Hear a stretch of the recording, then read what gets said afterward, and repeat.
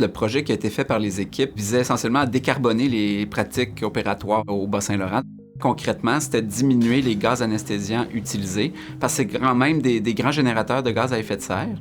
Les médecins qui sont porteurs du développement durable et nos équipes en approvisionnement puis du bloc opératoire ont travaillé là-dessus, ont permis de diminuer les gaz anesthésiants, dont le desflurane, qui est très polluant. Et ça a permis quand même de diminuer de près de 400 tonnes à travers la région nos émissions de GES, puis d'économiser à peu près sur une base annuelle 32 000 $ par année. Ça faisait quand même quelques années qu'on essayait de démarrer notre comité de développement durable. On avait des gens très volontaires, puis à un moment donné, on a vraiment fait davantage une priorité organisationnelle pour que ça puisse avancer. Puis je pense que dans cette foulée-là, nos leaders médicaux puis nos leaders clinico-administratifs qui travaillaient dans ces dossiers-là ont vu que ça avait été fait ailleurs, ont vu surtout les résultats que ça donnait ailleurs, puis l'efficacité pour diminuer les gaz à effet de serre. Le défi, c'est que ça amène les anesthésiologistes, entre autres, à devoir ajuster les pratiques pour endormir les patients ou pour parfois leur donner une sédation partielle. Ça pouvait être commode jusqu'à un certain point, mais le défi, c'est de venir changer la pratique, la façon comment on peut utiliser le gaz, la préparation de l'usager avant, la récupération en post-opératoire, tout ça devait être revisé pour que les pratiques s'ajustent puis que